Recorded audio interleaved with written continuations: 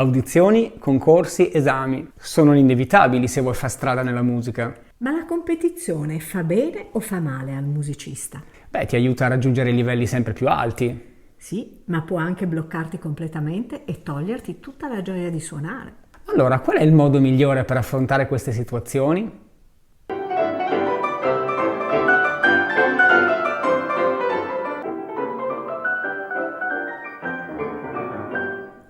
In tanti anni di lavoro con i musicisti, le richieste di aiuto che riceviamo più spesso riguardano proprio il come affrontare il mondo delle audizioni e dei concorsi.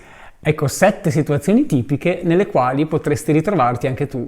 Prima, solo l'idea di partecipare a un concorso ti fa sentire male. Lo stress ti schiaccia, ti si rivolta allo stomaco ed eviti accuratamente tutte le situazioni in cui potresti ritrovarti a competere con altri.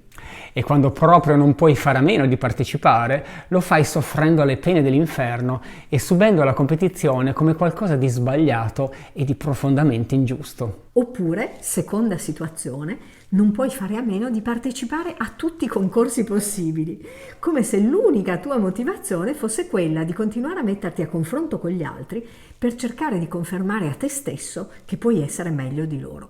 E quando il tuo unico obiettivo è ottenere quel premio, quel riconoscimento, perdi per strada tutto il piacere e la gioia di suonare. Terza situazione, vai in crisi quando entrando in un ambiente nuovo, che sia un'istituzione, un'orchestra, un gruppo, senti che il livello dei tuoi pari è più alto di quello a cui sei abituato.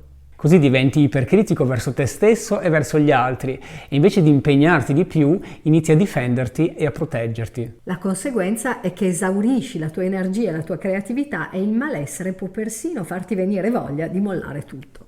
Quarta situazione, continui a misurarti col successo e la bravura degli altri anche quando non c'è nessuna reale competizione in ballo. Devi sempre stabilire chi è il più bravo e inserisci in graduatorie immaginarie tutti i musicisti che conosci. O continui a preoccuparti se sei pagato di più o di meno dei tuoi colleghi. E utilizzi persino Spotify e YouTube in modo competitivo, metronomo alla mano, andando a vedere chi suona più veloce quel certo passaggio. Quinta situazione, per adeguarti a standard veri o presunti, metti completamente da parte la tua originalità e la tua creatività. Un esempio tipico sono le scelte di repertorio. Molti giovani pianisti classici passano un sacco di tempo a chiedersi quali sono i brani che potrebbero piacere di più a una giuria. E magari pensano di poter vincere un concorso solo se suonano quelli più gettonati o quelli considerati più difficili. L'ossessione di soddisfare le aspettative di qualcuno ti fa perdere il contatto con le tue emozioni più autentiche. Di conseguenza fa venire meno anche quella fiducia in te stesso che è indispensabile per sostenere e affrontare le performance. Sesta situazione, sottolinei esageratamente le tue caratteristiche musicali o personali per apparire originale e diverso a tutti i costi. Magari qualche volta riesci anche a far colpo, ma se insisti perdi la tua spontaneità e la tua naturalezza. E quando il gioco non funziona più, uno dei classici modi per superare la frustrazione è quello di recitare il ruolo del musicista isolato e incompreso. Settima e ultima situazione, quando senti suonare musicisti o colleghi più bravi di te, soffri e non riesci neppure ad andare ai loro concerti. Come dice il famoso pianista jazz Kenny Werner nel suo splendido libro Effortless Mastery, chi è disposto ad ammettere che detesta ascoltare un grande musicista? Alcuni la trovano una cosa troppo dolorosa. Essa alimenta il fuoco della loro scarsa autostima.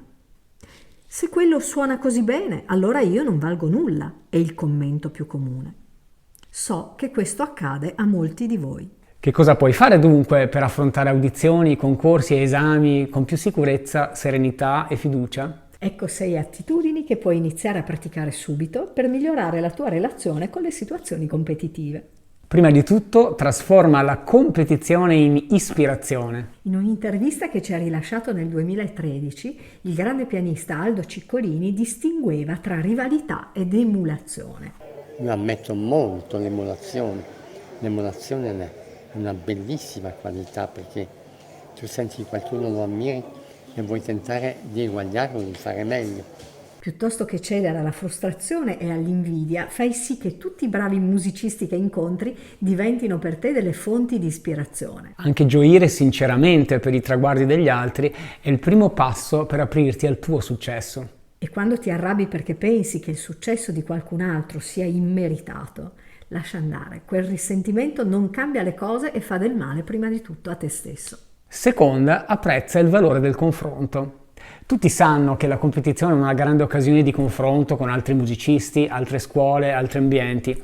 Ma stai sfruttando davvero fino in fondo questa opportunità? Per farlo, impara ad ascoltare con attenzione e curiosità le prove degli altri e a cogliere nei dettagli tutti quei particolari musicali, tecnici ed espressivi che la rendono diversa dalla tua. Questo ti permette di acquisire nuovi punti di vista e di valutare in modo più obiettivo le tue prove.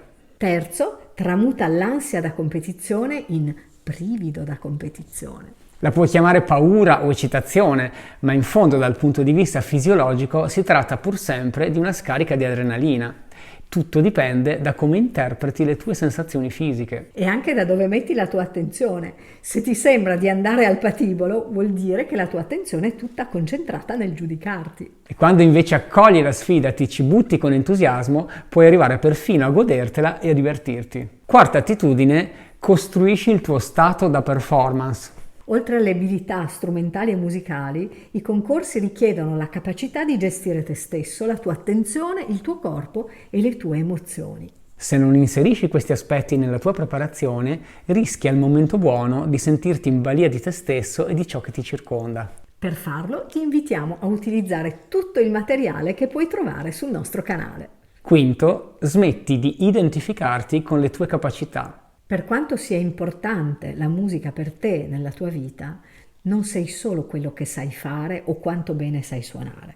Non sei i premi, i riconoscimenti o i titoli che hai ottenuto. Così come non sei solo un chitarrista, un direttore d'orchestra o un violinista, ma sei un musicista. E non sei neppure solo un musicista, ma sei una persona. La pressione e lo stress del risultato tendono a diminuire man mano che allarghi la prospettiva che hai di te stesso. Sesta e ultima, lascia andare il controllo. In una competizione non puoi controllare né il giudizio della commissione né quanto bene o male suoneranno gli altri concorrenti. E più ti sforzi di controllare cose che non puoi controllare, più ti stressi e di conseguenza più perdi il controllo. Quindi non sprecare energie a preoccuparti degli altri o della tua immagine. Piuttosto usale per rinforzare le tue intenzioni musicali, per renderle più profondamente tue. Sarai molto più convincente. Come abbiamo scritto nel nostro libro Maestro di te stesso, ogni vuoto di intenzione costituisce un potenziale ricettacolo di angosce e timori, di distrazioni o di fragilità.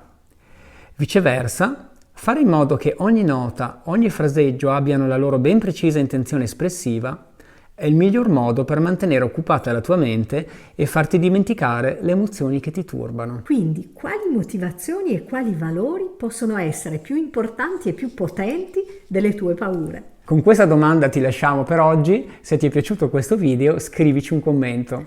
Ciao!